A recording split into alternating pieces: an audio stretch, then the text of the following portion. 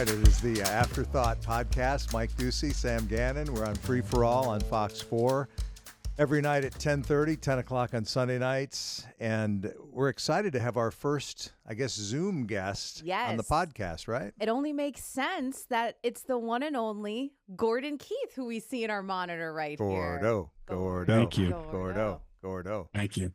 Now, Gordon, you are one of the few people in media who does not do a podcast per se, but you do a Twitch stream. That is correct. Weekly. Right. Correct? Right. I'm sure I'll end up. Same general idea, right? Yeah, it was kind of the same idea. I'm sure I'll end up doing a podcast. I just haven't started one yet, because I really think that there's not enough podcasts right now. So I'm just trying to. I'm just getting in line. I don't think that there's any podcast available to do right now. So I got to wait for another podcast to drop off before I can start doing mine. You know what? I'm not trying to tell you. Mike is always like, Sam, can I just live my life? I'm not trying to tell you what to do, Gordon, but I think your fans would be interested in a get ready with me for the day and just, you kind of take your fans along with you from the time you wake up until the time you go to bed. So they got to watch me shower and get on public transit. Say that to work. Slower. Oh gosh, so gross. You can leave some of that out, but listen, it's your life, so you can divulge as much as you want. Yeah, I know. It seems like anytime I do talk about my personal life, people tell me no one's interested in your personal life. And then when I don't talk about it, people say, why do you think you're so important that you don't have to talk about your personal life? Do they really Just like say a real that? can't win thing. What'd you say? Do they really say that? Yeah, they do. But we do live in kind of a can't win world where people are going to criticize you no matter which direction you go. So, and it's hard to tell. Is it the same people who are can't winning me? Do you know the term can't win? We kind of say it all the time on the air, but I don't know if it's real clear what I mean by that. Can't win for losing. Well, we got 22 minutes to fill, so we pretty much want to learn all about you here, Gordon. The Musers on the ticket, weekdays 6 to 9 a.m. And thank you for knowing that. We beat you down with this on TV last week, I guess it will be by the time this airs, and talked about your new hours. And I know a lot of people have weighed in on this. You were 5:30 to 10 all those years on the ticket. Now the Musers' #1 morning radio show in this market, one of the tops in the country, Marconi Award winners, Radio Hall of Famers, all that. You cut back a little bit in an effort to extend your careers. Is that fair to say? So 3 hours a day now, a tidy little 6 to 9, pure gold every segment. Your thoughts? Yes, I agree.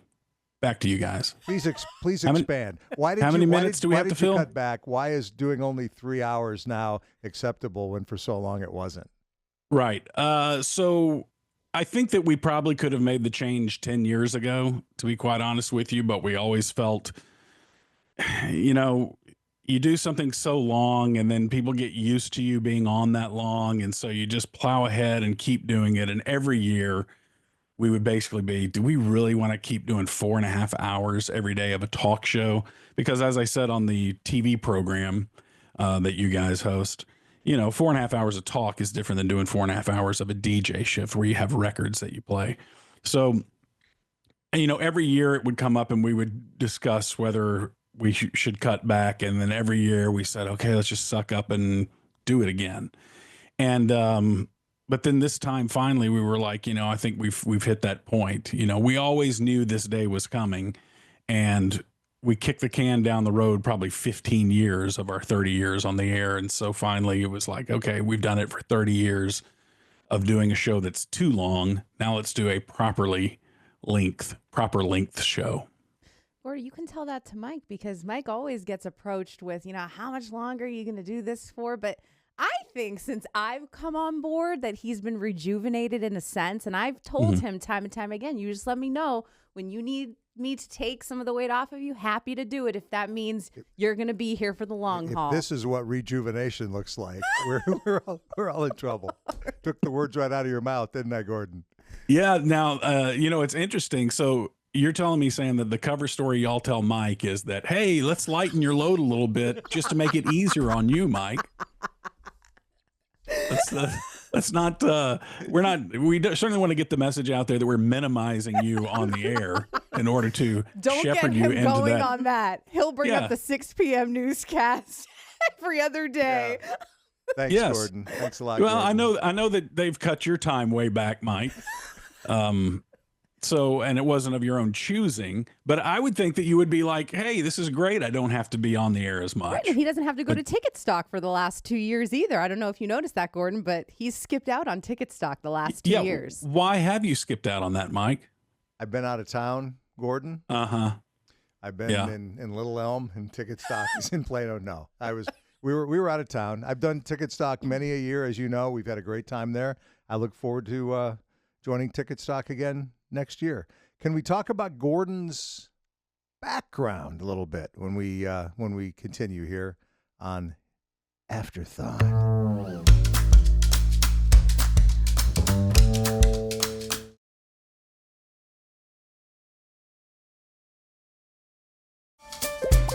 Back with the tickets, Gordon Keith, Morning Muser, weekdays 6 to 9 a.m. Gordon Keith grew up in Mississippi and also in Texas, if I have it right. You do have that correct, yes. Are the people you grew up with surprised that you do this for a living? No, I don't think so. I mean, I think that they may be surprised that it was sports radio that it ended up in. I think that the people who I grew up with knew that I would be in some form of entertainment or some form of prison. So those were kind of the two options for me, two career paths for me. Fortunately, I ended up in entertainment rather than prison. But I think that everyone knew that I was going to do something that didn't require, I guess, kind of detailed, studious work. You know, I was very ADHD before I knew what that term meant. It was a diagnosis I didn't get until I was an adult. And so much of my life made sense in retrospect once I learned what that is.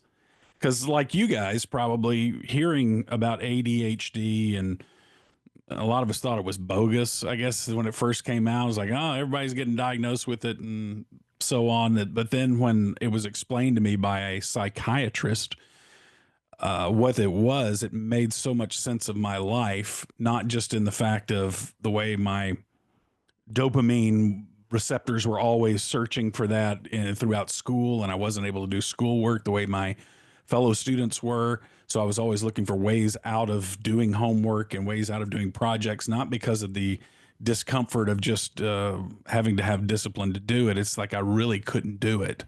And it made me feel very less than the people around me, because my friends were people who went to Ivy League schools and they were going all over, you know, and I knew that I couldn't even get through college because I barely made it through high school. So I knew that I had to find a job basically that was tailor-made for me. And when I joined on with a ticket, it's like the job kind of was created that I could excel in finally. And it's probably the first thing that I've ever been successful in life is the ticket. Other than finding the right job, are there other ways that you've been able to successfully cope with ADHD?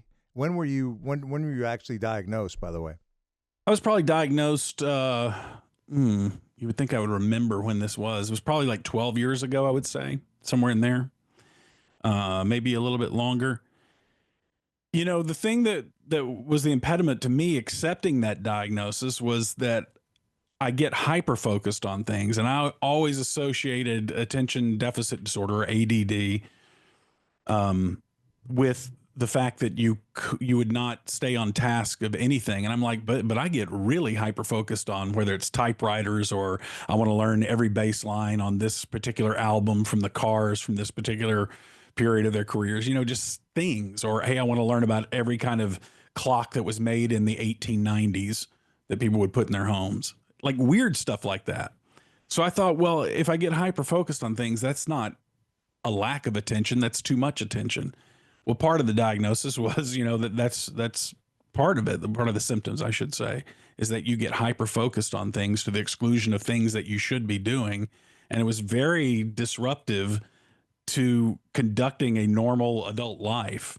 And I still all the time have to learn ways to try to do things that other people find easier than I do. staying on time, remembering what you're supposed to do today, remembering to do that task that you've been trying to do for the past 3 weeks. It's kind of maddening, and you can really beat yourself up about it. There's a whole emotional component to it as well. Is there some freedom, Gordon, in knowing, because like you said, you wanted to find a job that was tailor-made for you. Is there some freedom in knowing that you've created your own lane where you have succeeded and excelled for so many years, and that you've impacted a lot of people too? Like I know that people know you for being so funny, which you are, but you're incredibly smart, and your ability to talk about a lot of different things on a whim's notice is a talent that not everyone has. So is there freedom for you in knowing that just you've been able to create this own lane for yourself? There's certainly I don't know if freedom would be the word, but there certainly is a sense of relief that I was able to create the job that I have now, in a sense. I mean, I don't want to sound like I'm the sole person who came up with this. I had managers and everything who thought that I had a little something that would put me on the air. I had other fellow show hosts that thought, hey, he can create something that we can then use on the air. So it was a team effort, but with that relief of knowing that I found my way in the world to feed myself and to exist in the world, there also at the same time is a tremendous sense of what would be the word, insecurity, not in the emotional sense, although that does apply as well, but the fact that I had to create a job in order to have a job is an insecure feeling, because I don't know that I fully have confidence in myself to be able to do a regular job. So I feel a little defective in that sense. Maybe someday I'll be tried in that, and I will get a regular job that I have to develop some life skills that I don't think that I particularly have right now. Speaking of careers, your father was a minister. Did you ever consider that as a career? No, I never did consider that. It's interesting that a lot of people over the years, I say a lot of people, it's a lot of people compared to the number 0, which I thought would approach me saying that, hey, I really feel like you will one day have a ministry, which I'm like, how do you look at my career and what I do for a living and think that I would have a ministry in any sense? But of course, the definition of ministry, I have to understand what those people are saying to me. And some of these people are actual pastors in their own right, very learned people. And the way they explained it to me was that, well, you do kind of, in a sense, because you have this platform, and religion is one of the subjects that I'm interested in naturally, and study it and read about it and talk about it, not necessarily on the air on the ticket, but in those Twitch streams, a lot of times we'll talk about spiritual issues or religious issues. And so I think that in a way, by the mere fact that I'm so far from being a spiritual leader, it creates me as an opportunity to just talk to fellow travelers on the road of life in a way that they will entertain an idea if it comes from me, because it's not coming from a dogmatic presence in their life, which is someone that has the imprimatur, is that the term? Sure. Of being an official, preacher or a religious leader.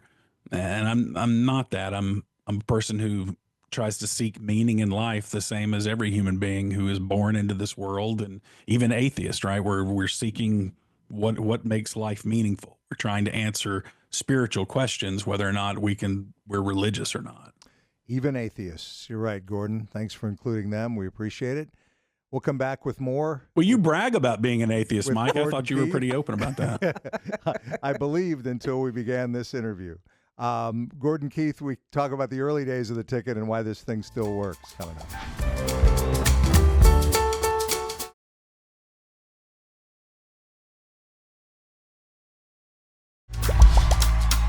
Gordon Keith of the Morning Musers joining us on Afterthought. Gordo, thanks for coming on. I want to know, how did you get your break in radio, and how did you get into the ticket? So it was, I was going to junior college, and I knew someone who knew Mike Reiner when they were putting the station together. Probably it was only just a couple months, maybe even a month and a half before the station went on the air. And so I started as an intern working on Skip Bayless's morning show, who was the guy who did, the job that we do now, which is mornings on the ticket. So I did some bits and funny voices for Skip for, I want to say it was only a week. Wow. I used to say 2 weeks, but then it seemed like I looked at my old journal or something, and it was only like the first week, and he said, "Hey, that's okay. We don't need any of that stuff anymore." Wait, you journal? You're someone who journals? Yeah, Oh. I'm a big journaler. Every day? When I am journaling, I journal every day, but I'll take 6 months off, sometimes a year off, sometimes just a month off. So it's sporadic, but I really need to get back to doing it. It was one of my New Year's resolutions, and you could see that I'd forgotten that I had made that New Year's resolution until it just came up. So I'm thinking thanks. there are some people who are surprised that Skip Bayless was the original morning drive host on the ticket. Of course, he went on to huge network success, a very controversial figure in sports media, but it didn't go particularly well between you two, apparently. No, and the strange thing is that I remember when Skip obviously had made that decision, and look, it's his show, and if he didn't think the comedy bits were working in it, that's totally within his right to do it.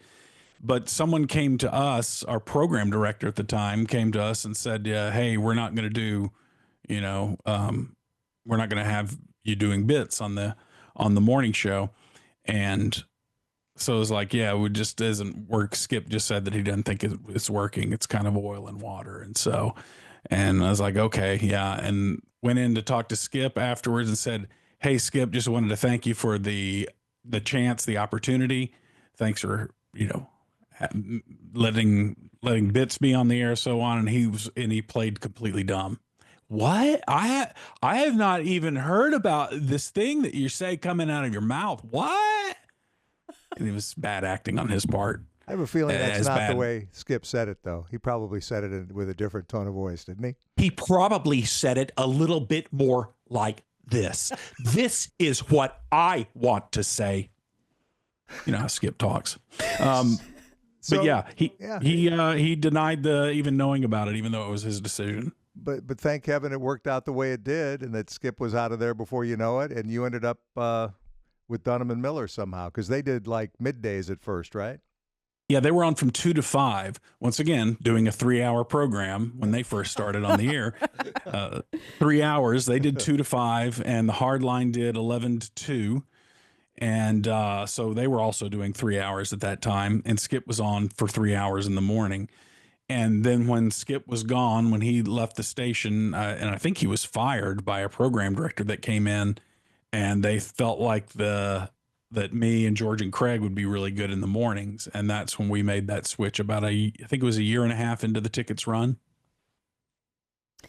Gordo, so in terms of your show and what you guys have been able to accomplish for so many years, #1 radio show in the market, Marconi Award winners, as Mike mentioned, has it surprised you at all that just the loyalty of your listeners throughout the years, the longevity that you guys have had? Because the landscape of what we do, it's always changing, and you have to be willing to evolve. And you guys have all done that. Has it surprised you at all just to see how you guys have been able to sustain so much success? Absolutely. It surprised me. And that's part of that thing of what we talked about. I can't remember whether it was on the TV or whether it was on this, talking about the lightning in the bottle job that this is. And the fact that the show has been able to survive throughout all the cultural changes that we've been through. Because, we started in the day and age of the mid-90s shock jock. Culture was very different back then. And we, of course, had to change along with culture. We did personally, and our show has also changed along the way, too. But it still retained that essence, that sine qua non of what it was before, and people have stayed with us. And when you're doing something that is pop culture related the way that our show is, you're subject to the vicissitudes of senses of comedy changes, styles of comedy changes. And so people would trade you out. It's a fashion, right? What's in fashion now is not what's going to be in fashion 5 years from now. And so when we started in 1994, we've been through so many different changes and culture and taste, the fact that we're still on the air and still appealing to enough people to stay employed is miraculous to me.